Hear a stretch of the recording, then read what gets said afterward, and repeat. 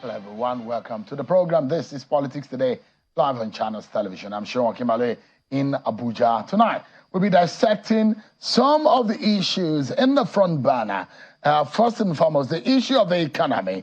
We're hearing from the PDP governors. They got their own ideas on how they think the president should go in handling the affairs of the nation. So tonight we'll be dissecting those things that are happening, and of course, and how the federal government is handling the issue of food shortage. What are the alternatives, the options on the table? Open the grains warehouse and let those grains come in. Perhaps those are some of the ideas of the government. But can those serve? How can we get out of this quagmire? How can we balance the books in such a way that the debt issue, the issue of the FX, the monetary issues, and all a host of other problems on the table, how can we deal with them?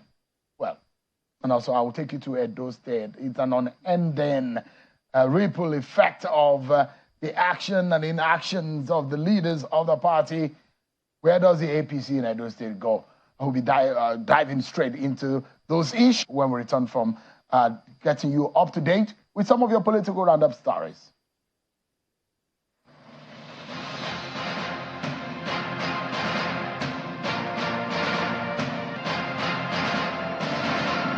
The arraignment of a federal lawmaker representing Bayelsa Central Senatorial District in the National Assembly, Senator Benson Kombowe, has been stalled before a federal high court in Abuja due to ill health. Senator Kombowe was slated to be arraigned in a 3-count charge bordering on alleged certificate forgery of the National Youth Service Corps, amongst others. And in Rivers State, Governor Siminalayi Fubara has approved the immediate promotion of local government workers in the state with full financial benefits. The approval was given during a private meeting with principal officers of the 23 local government areas and the leadership of the Nigeria Union of Local Government Employees at the Government House in Port Harcourt.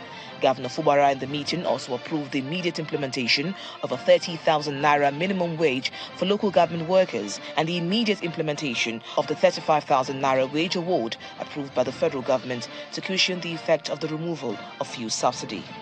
The National Treasurer of the Labour Party, Mrs. Oluchi Opara, has accused the chairman of the party, Mr. Julius Abure, of misappropriating over 3 billion naira out of the 3.5 billion naira raised for the 2023 election campaigns. At a news conference in Abuja, Mrs. Opara says over 3.5 billion naira was raised from the sale of nomination forms for the 2023 general elections under Mr. Abure and has failed to give account on how the funds were spent.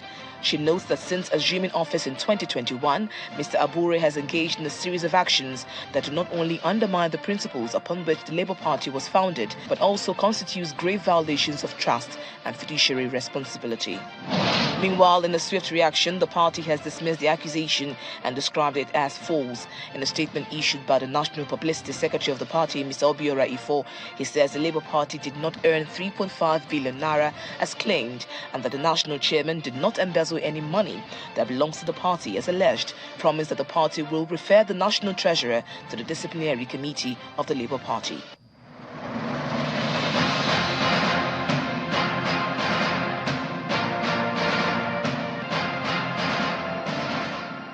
Now you've been served with your political roundup stories. Let's get right into it. And we'll not stop talking until we see some actions and some level of change and solutions being brought to the table, especially when it comes to the economy and the prices of commodities. So some governors of the People's Democratic Party met today in Abuja, and they met at the Oyo Governor Lodge, where after their meeting, although at first the agenda of the meeting was not known, but when they emerged from the meeting, the governor of Bauchi State, who spoke after the meeting, said the governors of the PDP in the opposition are worried about the state of the nation and they're giving their own advice. First and foremost, let me allow you to listen to what they said in respect of security. They're particular about state police. We reiterate our call with the state police with appropriate safeguards to avoid any abuse or overreach by any tier of government. On one hand, the issue of state police, well, in this kind of economy also gets our attention because, yes, security is also security of food, because if you don't have security, food security might be in danger. It's partly part of what has led us to where we are today. If farmers cannot go to the farm, how then can they be able to get food to the table? Yet, on one hand, we discuss the economy of state policing. But let's look at the other side of what the PDP governors said today. And this is in the area of the economy. Take a listen to them. The meeting reviewed the state of the nation and noted the hardship being faced by Nigerians as a result of economic and security challenges facing the nation. The forum consequently urges the federal government to, as a matter of urgency, embark on initiatives involving all the subnational governments to bring a lasting solution to the crisis. The PDP governors will continue to play their part in the effort to bring security and support to our people. The forum decried the falling value of the naira and requested the monetary and physical authorities to find appropriate solutions. We have been partnering even as opposition to make sure that we don't bring any distraction. But certainly the monetary policies and the economic policies rest here. And we can see that we know the majority of Nigerians live in the states. And so we are doing so much across party lines on a bipartisan basis within the Nigerian Government Forum, within the National Economic Council, to make sure that we cushion the effect of this, some of these policies that have far-reaching consequences on our people. We supported the removal of subsidy.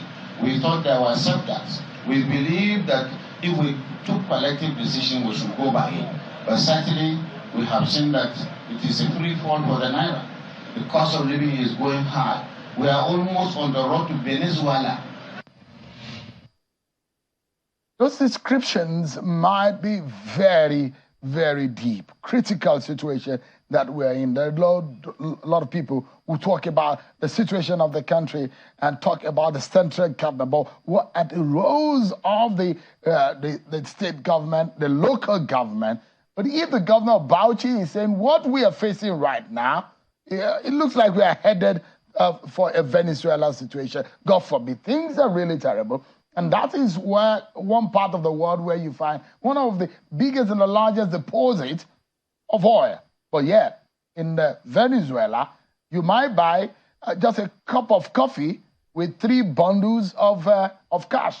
That's how bad things are there in that country. God forbid we get there. But what do we do as a people to ensure our country is not drifting and not fast drifting into a Venezuelan situation? So tonight, we get talking about it. Don't forget that the 14-day ultimatum given by the Labour to the federal government, because the allegations against the federal government is that the federal government is not faithful to the agreement that they made when they sat down and came up with a 15-item agreement on the way to go in the post-subsidy removal era. And when the president said he was serious about pursuing removal of subsidy and the attendant effect of it, we thought that all of these things are going to be fulfilled. We see how both parties are able to agree. But let's get talking, everyone, shall we?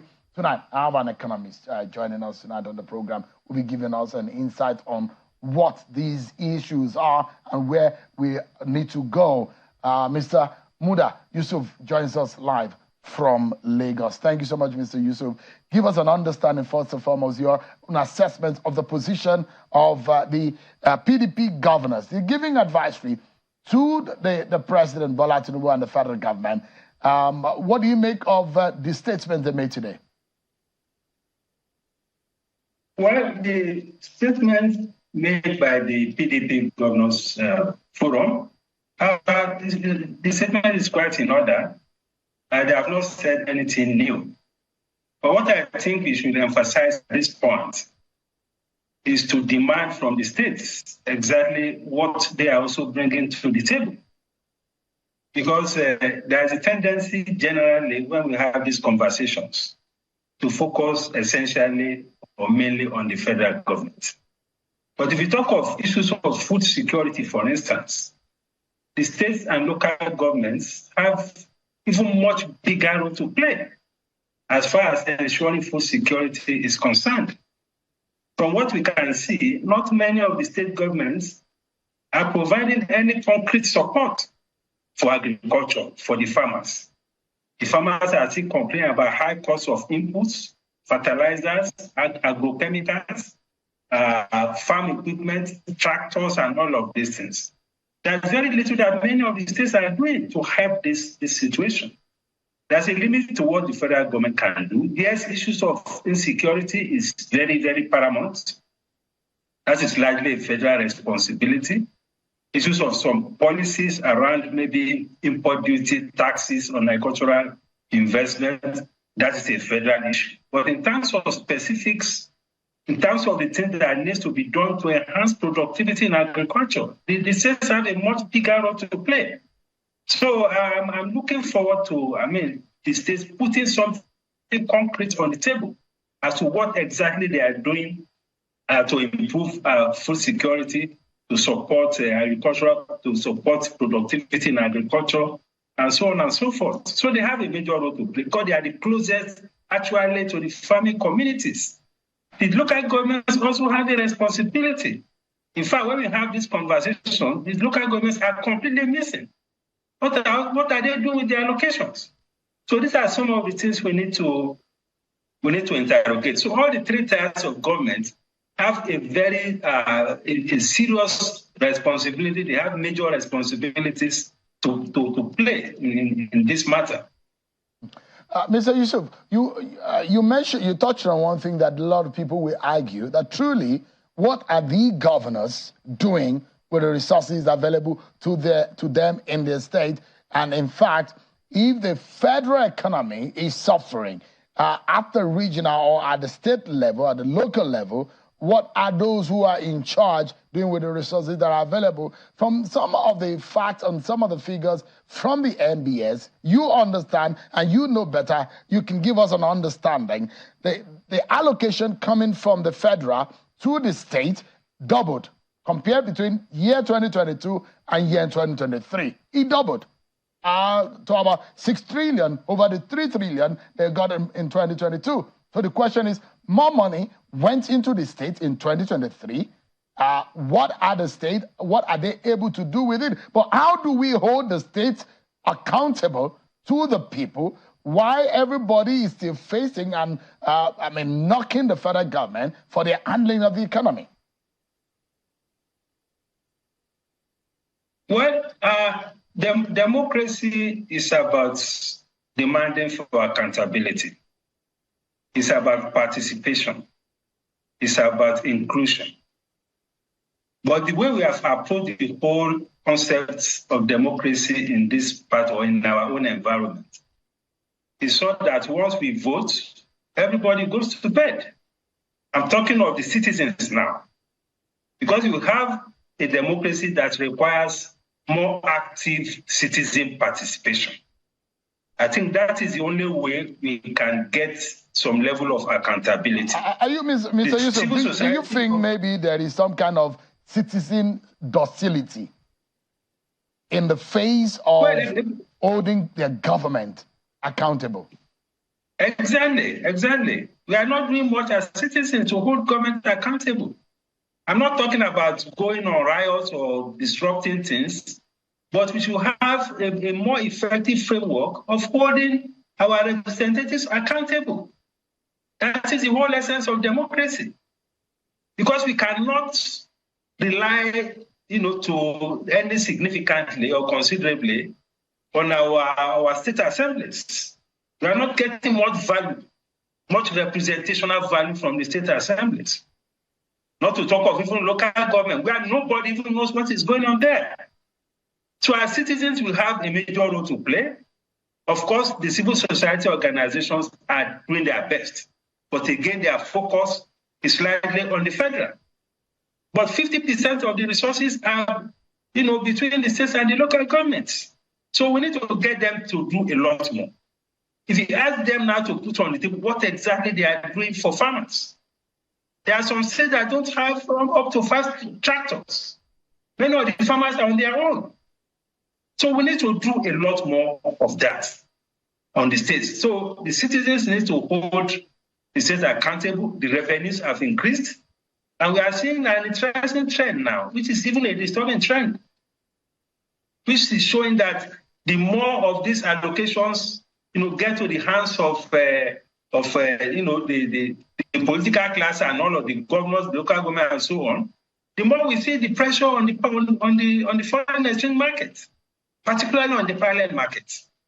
So some of the pressures we are facing in the foreign exchange market, some of it is also coming from the funds that are going into government because of the increase in revenue, which we can attribute to the reforms. The reforms the reforms are essential, but the process of the reform must also be ensured. We need to ensure that they trickle down more effectively to the citizens.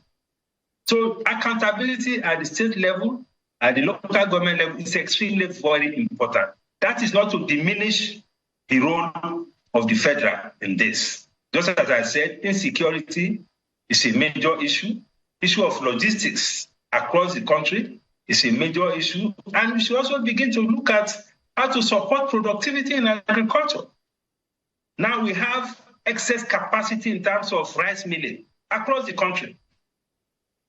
Lagos State has the biggest rice mill in Africa. It can produce 2.8 million bags of 50 kg bags of rice annually. That is the capacity of the rice mill. But there's no rice paddy. And that is true of many of the mills, even up north.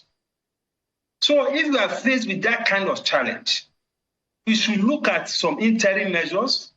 If we need to import rice paddy to complement what we have domestically, let's do it. We can do that in conjunction with the rice farmers, in conjunction with the rice millers, so that they are taken on board, because we need to bridge this deficit. The deficit is too much, and it's putting a lot of pressure on the citizens. The rice mill in Lagos, I'm not sure they are producing up to 10% of their capacity. The same thing with other rice mills across the country. They are all complaining of lack of adequate supply of rice paddy. So while the government is supporting the rice farmers, in the meantime, because this is an emergency, there are rice paddy around us in the West African sub-region. Let's work with the rice millers. So we can bring in some of this rice paddy to bridge this very huge deficit in food. Yeah. So globally, there are 3 grain items that are highly consumed. Rice is perhaps getting 20% of the globally consumed staple food across the globe. In Nigeria, it was estimated about 7 million tons of rice was consumed, and we could only produce just about 5 point something million tons. So the shortfall had to be imported. And look at the figures, Mr. Yusuf. It is said that Nigeria is one of the world's largest market for parboiled rice. We consume on an average $4 billion worth of it each year. That's a huge market. And I'm wondering that if we have this kind of huge market, not only in Nigeria, globally, what are the state government doing? We heard about the Kebbi-Lagos partnership, the Ofada Rice in Ogun State, and several other initiatives. We have one of the biggest agro companies in Olam Farms, perhaps in the whole of the region, the continent. So there is a problem. The president said 102,000 metric tons of grains, not only rice, should be the national storage should be open. This should be released. No hoarding. This is teaching us a big lesson. But can the 102,000 be enough, considering what we consume locally, which is, they say, there's a percentage of it that is actually captured? No, I don't think what we have in the grains reserves is enough to deal with the crisis that we are dealing with. But we must agree, it is also part of the solution. But the bigger solution will be, first, to scale up productivity in that sector. And in order to do so, I think it is necessary to engage those who are on the ground as farmers, those who are growing this rice, particularly those who have the capacity of scale, who have the capacity to grow, to mechanize, to grow these things in large quantities, so that we know what exactly we can do for them. Because all over the world, subsidy for agriculture is normal, particularly when you are giving the subsidy to the right people. Right now, farmers are complaining of high cost of inputs. What subsidy are we providing?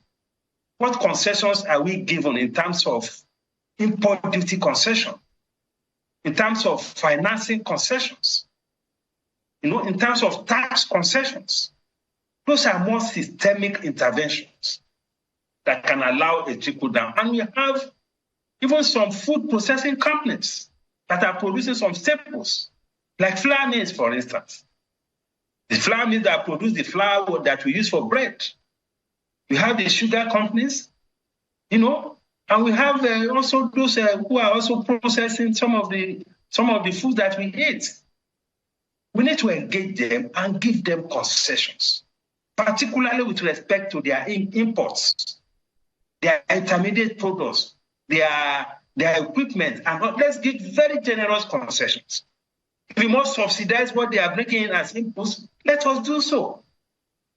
So that through them, we can deal with this issue of scarcity of food.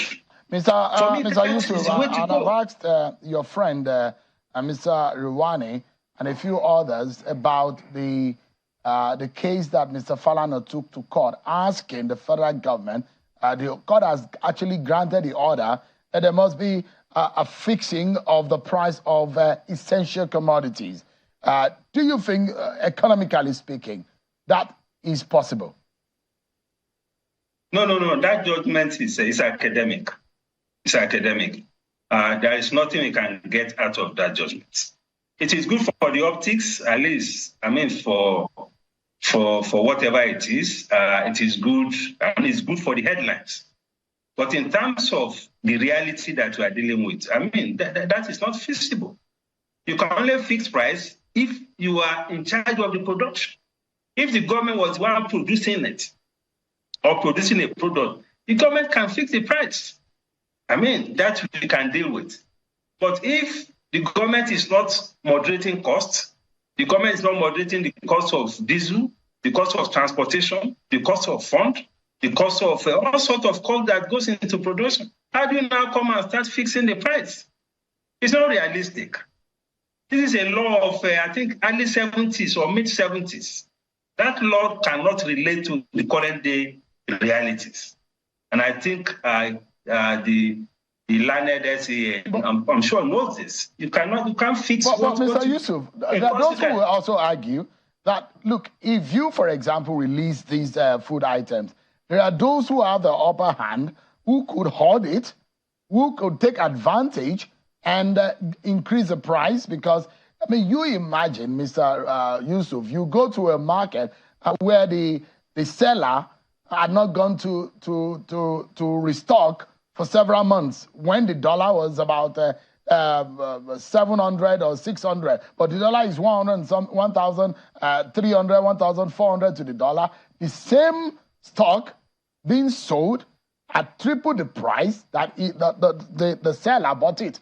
It doesn't make sense in the view of what the buyer and the average person is and the purchasing power of the average person. So people taking advantage of it if you don't fix these prices, or at least of a few items that are essential. No, Sheung, the challenge is supply. This is elementary economics. Once you have a challenge with supply and your demand remains the same, you will have an increase in price. If you have enough supply, no reasonable person will go and hoard. Don't forget, these things are even perishable. There's a limit to which you can go and hoard the grains and all of it. If you have enough supply, what sense will it make for anybody to speculate? We need to deal with the fundamental issue of supply, of productivity, of logistics. This is what we need to deal with. People hoard when there is scarcity. The same thing with fuel, we'll experience it. Now that there is fuel everywhere, how many people are hoarding fuel? But let's see a sign of scarcity. That is where you begin to see hoarding. So these are symptoms of a bigger problem. We should stop fighting symptoms. We should deal with the fundamental problems. That is the way I think we should approach it. So the IMF is speaking, although the federal government of Nigeria and economic handlers over the past quarters have defied IMF projections, and the Nigerian economy has actually done better than the projections of the IMF. But this time around, the IMF's predictions are that Nigeria's economy is worsening, and they are advising the government to take cautions in several areas. Applauded the removal of subsidy, but they are also asking that subsidy in whatever manner on electricity tariff should be removed. Is it a point that we tell IMF, hold your brakes, hold your thought, let us fix our problems by ourselves right now? Or what do you think that should we be listening to IMF this time around? In the past, as those advices from IMF, have they worked? You know, the IMF and the World Bank, most times they don't reckon with the social consequences of reforms. They don't reckon with the developmental consequences of reforms. That is why we need to be extremely careful in which of their policies we adopt and which we will not embrace. Because we need to distill these things properly. We need to reflect our local peculiarities in our economic policies. We cannot embrace hook, line, and sinker some of these policies that they are proposing. I mean, how on earth can anybody be suggesting now that we should go and further remove whatever is left of subsidy in petroleum products when the citizens are groaning already? I mean, that would be insensitive, you know? And even some of these issues around the foreign exchange, complete flotation of the exchange rate or of the naira is something we also need to be careful about, because we cannot cope with the kind of volatility that we're experiencing. So we need to define the boundaries, the limits of some of these policies. We need to constantly interrogate the implications for welfare, for poverty, for production, you know, for the welfare of the people, because we need to carry everybody along. We need a policy process that is inclusive. We need an economy that doesn't leave too many people behind. That is a local issue. So whatever policies are coming from some of these multilateral organizations, we need to localize it and infuse whatever our local conditions is. We are dealing with a market situation that is there's a lot of imperfections in our market here. So that is why we have to be careful about the extent we will go in terms of market principles. So we need to balance all this, particularly the social consequences of some of these reforms. Yeah. Let me get your parting shot. It does look to me that the Nigerian economy is like a yo-yo, and it gets tickled easily.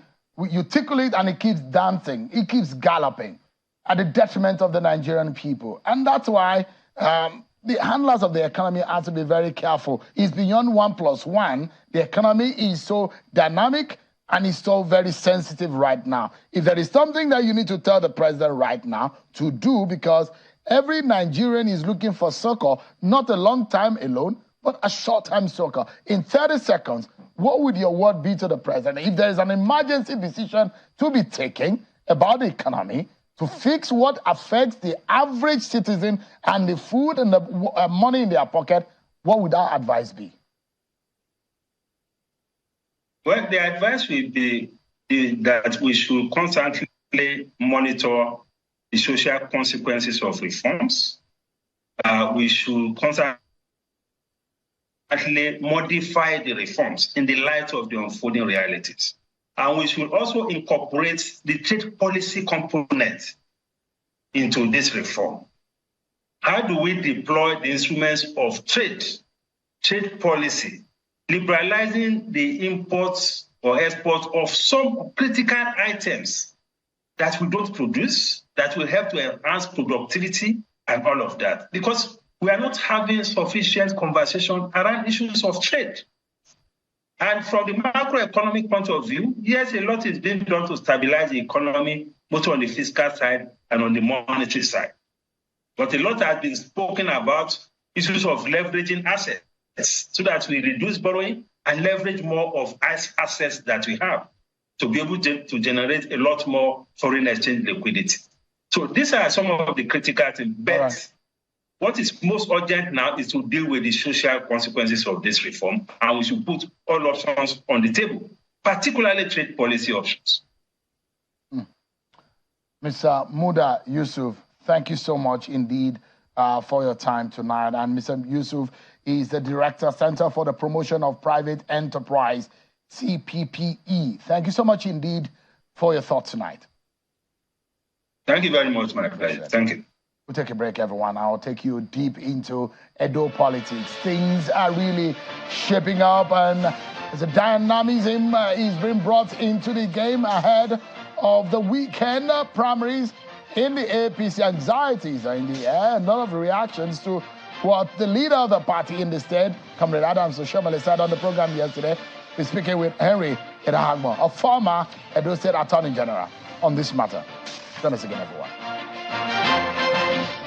Everyone for staying with us. Well, it's no longer news. 12 persons have now been screened and confirmed to run in the APC governorship primary. Some of those names that you are aware, you know of, some of them, Prince Clem Agba, a former Minister of Budget, Senator Monday Okpebolo, he was a sitting federal lawmaker, Honorable Lucky Emaswine, Honorable Anamero Sunday Dekeri is a sitting member of the House of Representatives, Osage Andrew Ize-Yamu, a former candidate of the APC, Colonel David Imuse, Engineer Gideon Ikine, General Charles Ariavere, a former, is not an alien to running for governorship of Edo State, Professor Osumbo, Mr. Blessing Agbomere, Honorable Dennis Idahosa, and Ernest Umake. This is the first thing that have been screened. 12 of them sounds like the 12 disciples, but then one person will have to be the flag bearer. But who will that be? Let's get talking, everyone. I have joining me a former Attorney General of Edo State and a member of the APC, Henry Idahagbo. Thank you so much indeed for joining us tonight. Thank you for having me. I need to confirm whether or not your name is still on the roll of the APC, because I know there was a time that you were suspended. Yes. Are you being reinstated now? Yes, of course. I've since been reinstated. The suspension was politically motivated, but the leadership have been forgiven. Well, I didn't commit any sin. It was just politically motivated. All right. So you are a member of yes, I'm APC. a bona fide member of the APC. You have the locus to discuss the APC matter. Oh, very well. I'm one of the leaders of the party. Whether at my central level or at the state level, I'm one of the leaders. Yes. You watched the interview with Comrade Adams Oshomole yesterday. I did. And there are a lot of ripples. There are a lot of reactions to the man who will be regarded as the leader of the APC in Edo State today. But then there are a lot of anxiety in the air ahead of the weekend governorship primary. What is your biggest fear about that election? My biggest fear is that the leadership of the party, under Comrade Adams Oshomole, they are on the threshold of making a very bad decision that may lead us continuing in our opposition status in the state. What do you mean by that? Okay. Now, I am going to air my opinion with all due respect to our leader. It's our leader in Edo State. He's a former governor who did very well. He's generally regarded as apostle of development in the state. So let us go to the basic. At the beginning of this dispensation, in the build-up to this primary, there was an agreement which our leader consented to, that the governorship of the state in 2024 will not be zoned to any senatorial district. And therefore, aspirants were welcomed from the 3 senatorial districts. And that is what led to the 29 aspirants that we have. All of them were encouraged to throw their hearts into the ring because it was agreed that there will be no zoning. And Comrade Oshomole was part of the leadership of the party that agreed that there will be no zoning. In fact, the state publicity secretary at a point, I think it was in November last year, had to issue a written statement. That is one. Then 2, Virtually all the aspirants, especially the one from his senatorial district, which he admitted here yesterday, that he unilaterally removed them from the list of those recommended by the Inhofe Committee. They all went to him at the beginning to inform him of their intention to seek the #1 seat in the state. At that time, he didn't tell them that, look, my senatorial district will not be involved in this contest. Do not participate. He encouraged them. He blessed some of them, and then they went into the race. Only for at the very last minute to now say that he admitted here yesterday that he was the one, after the Inhofe Committee submitted their report, they became functus official, but that unilaterally, because he said, according to him, that he trusts his senatorial district to have confidence in him that he will make the best judgment for them. I'm afraid in 2016, he made the wrong judgment for us. And which was that? Which was Obaseki. He brought Obaseki from nowhere. He, against the popular will of the people that supported his then deputy governor, who is on record to be one of the most loyal deputy governors ever in the history of Nigeria. The man has a huge and robust political pedigree. He was a former member of the House of Representatives for 8 years. He was a former council chairman in Edo State. His father Which was? Dr. Pius Odubu. Dr. Pius Odubu. He was the deputy governor. Dr. Pius Odubu's father was a traditional person of high repute and highly venerated in his local area. And the man contested and won election as a legislator in his area 10 times, 10 consecutive times. That's Odubu's father. So he came with a robust political pedigree. A lot of people supported him, but he brought Obaseki from nowhere. And this is where we are today now with You don't Obaseki. think that was 2016. Just a moment. You don't think that Comrade Shomele perhaps has learned from what you are regarding as his mistake? You know, he has learned nothing. From his current disposition, clearly shows he has learned nothing. And my fear is that he may not even be capable of learning from all this. All right. So because in 2020, he made the same mistake in 2020. Again? So that's why I said, yes, that's why I said his judgment, we can no longer rely on it in 2024. You said Obaseki was his mistake in 2016. Yes. 2020, what was the mistake? The mistake is this. In 2016, while trying to market Obaseki, he attributed to Obaseki attributes that Obaseki didn't possess. And in the process, he demonized Pastor Osagie Ezeyamu. And then in 2020, he now came back with Pastor Osagie. Some of us went to him. This guy, as good as he is, has been demarketed. He's been demonized. He said, no problem. We spoke to the people with our mouth. We will speak to them again. Our people didn't listen. And one of the reasons why Pastor lost that election in 2020, not because he's not popular with our people people said, Oshomole, you told us in 2016, this man is demon, he's devil. In 2020, you cannot now tell us he's an angel. What gives? What has happened? So he has made this mistake twice. And that's why some of us is loyalists. Some of us is political men are telling him this time around, he should calm down and then listen to his people and not go ahead. Because he said here yesterday, that he doesn't have any... We know as a fact that he already has a candidate. Who is the candidate? I don't want to mention his name. No, because you can't make those kind of claims and you'll not be able to substantiate it. Sheon, I can't substantiate. Because he said on this program yesterday, because you're a lawyer of repute, you're a former attorney general. Yes. So if you're making those claims, the man has said yesterday, I do not have anybody that I'm supporting. But you are making a claim. So if you're making a claim, if you come to, what's it called? You come with those evidence. Okay. I am saying, and I have evidence, that he is supporting Honorable Dennis Idahosa. Because he has called several of our leaders to tell them. Dennis Idahosa is Oshomele's candidate. Yeah, that is his candidate. And they should go on Saturday, they should go and vote for him. Some of us believe that he's making another grave mistake. In Dennis Idahosa? In Dennis Idahosa, yes. Why? Because Dennis Idahosa is relatively new in the system. He's just 43 years old. He has not done enough investigation about his antecedent. I'm not going to say more than that. He has not done so. He didn't do so in 2016 when he brought Obaseki. In fact, Obaseki said after he became governor that he studied Comrade for 8 solid years and Comrade did not bother to study him. He said so.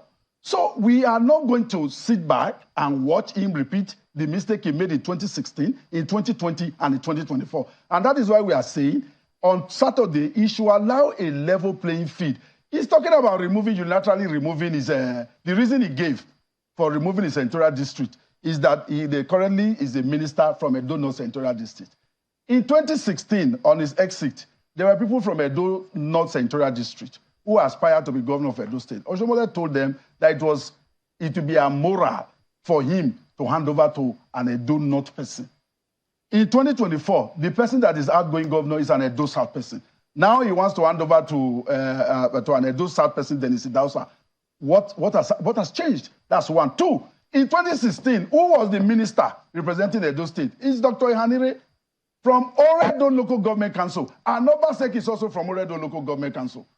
So the argument... So in your own view, yes, zoning does not have a place. It doesn't. Or political appropriations of political offices does not have a place in this game. Is that what you're saying? No, let me explain. Under normal circumstances, you can zone. But the circumstances we have found ourselves in Edo State today is far from being normal. You mentioned, I saw Governor Zulum on your program. That's the governor that's working. Governance has taken flight in Edo State these past 8 years. I'm sure Governor Shomole has not been driving around Edo State since he left. Because for 4 years, Obaseki even prevented him from coming into Benin City. So he doesn't know how bad. The situation in Edo State today is bad. The state is in dire need. The state is collapsing. Every vital infrastructure of the state, which he did in his time, they've all gone bad and unmaintained. We don't have roads, whether internal. Every road in Edo State today is designated federal road because the governor has abandoned the roads. Go to our schools, they are falling apart. They call it Edo Best. In December 2023, I went to the 18 local government area in Edo State, and I cried. What about those who attribute the e-governance strategy of Governor Obaseki and his investment initiatives with different private initiatives, the refinery initiatives and other investment? You're speaking about Edo State. It does look like it's at the back end of the world. You see, Edo State is actually the back end of the world right now. Right now. What are the indices to support that? In every sector. For example, in December 2023, over 38 young men in Edo, they were killed because of court clashes.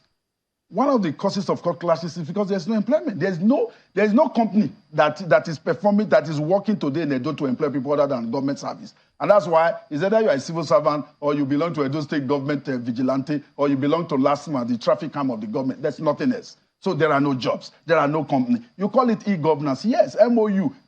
Everything Governor Obaseki has done is about earmarking. You cannot earmark them. You cannot see them on the ground. Yes, the refinery is working. The refinery was set up at Ologbo. But I cannot now sit here and assess the impact on the economy of the state. But those things you can see. The school system is not working. There are no teachers. There are no buildings. The roads all completely collapsed. So, because of the very dire strait our state is in for now, we cannot afford to zone. So we have to look at these 12 individuals who have been screened and cleared and go for the very best. Who can help to resuscitate the state? So who can help to do to the state what Oshomole did after he took over? Do you have someone you are supporting? I am supporting the immediate past minister for budget and national planning. That's Clemagba. First, because of his pedigree. This is a man who schooled in Edo State primary, secondary, and university. And thereafter, he joined Chevron. From Chevron, he rose to become a manager of Chevron in Nigeria. And was thereafter seconded as manager of Chevron, manager of logistics in Kazakhstan, the first African to do so, with 1,502 staff members who are all whites, non-Africans, under his immediate control and leadership. Then thereafter, he was made commissioner for environment in Edo State. The urban renewal project of Governor Adams Oshomole was driven, I was a member of the ESCO, was driven and headed by Clemagba. And as minister, no other minister in the history of Edo State, and I've said this on other forum, and I stand to be challenged. When Chief Anene was minister, may peace continue to be on his soul, was minister of works in this country, he was a de facto vice president. In fact, there was a time one of the popular newspapers in Nigeria wrote a news headline that Chief Anene was in soup, and Chief Anene replied that no pot in Nigeria is big enough to contain him, so he cannot be in soup. It was that big. How many projects was he able to attract to Edo State? Clemagba attracted close to 100 verifiable projects. Most of them completed and made some of them ongoing. As Minister of State for Budget and National Planning in just 3.5 years. So within a man of such competence, of course there are a couple of others among the 12 that can also do this job. Dennis should just be the last amongst them. You were speaking against Dennis, a young man, who by law, he has every right to be able to run and vote for, be voted for. Of course he does. But the fact remains that because you have a support, of course, you're clamoring for the man that you are supporting. But the question will be, justifiably, I mean, in the case of fairness, can you say Mr. Momo, who is the minister from the same senatorial district as Comrade Oshomole, and there, I mean, those are very strong position. You have the de facto leader of the party in the state. You have the minister representing this, the only minister that you have in Edo State from that senatorial district. Like Comrade Oshomole said here yesterday, can you justify that another or a governorship candidate of the APC comes from that same senatorial district? What do you say to Edo South? What do you say to Edo Central? What I am saying is that the primary election should be allowed to be free and fair, so that all the 12 aspirants who have been screened and cleared will have an equal opportunity. Is it looking like that's not going to happen? No, that's not going to happen, because how? Like I told you... What are the evidence to support the fact that it may not happen? He's been calling some of our leaders and telling them. Is that a crime? No, it's not a crime, but he shouldn't be doing that, because that's his own judgment.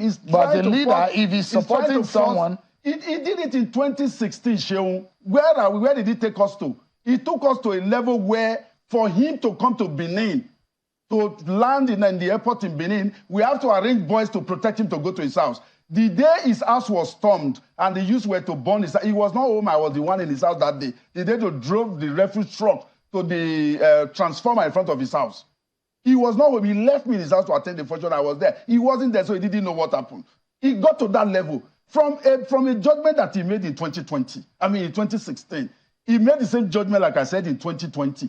Should we look? You see, some of us that are telling him this truth, we are more of his friends and loyalists than those sycophants who are telling him to go ahead. There is Idausa. I am not saying he's not qualified to be governor of Edo State. But if he comes, if he emerges from a primary that is free and fair, without the leadership guiding those who are to vote, oh, fine, all of us will queue behind him. But what is happening now is that I have a video on my phone, which I can show you after this program, on one of the boys he called. The boy was outside of the country. The boy was asked to come back to come and mobilize. And the boy called a meeting and he said so. And my LGA chairman, Chief Emmanuel, said, challenge the boy that you are too small to be an errand of Comrade Oshomole to come and tell us to vote for a particular, to vote for Dennis Idausa. I have it on video on my phone. So what we are saying, the comrade in 2016 didn't see anything wrong in supporting an Edo South man to become governor when we had the minister from Edo South. He didn't see anything wrong with it. He should not also see anything wrong with it this time around. Secondly, let us go to national politics. During last year's election, when President Buhari was on his way out, there was a huge clamor that another Northerner should be president. That's why Atiku got the ticket of the PDP. But some people from the north, led by the former governor of Kaduna State, El-Rufai, came out to say no, that this country is a complex nation, that the North have had 8 years in power. He should go to the southern part of the country. Now, Edo South, the governor is outgoing, is from Edo South. You brought him in 2016.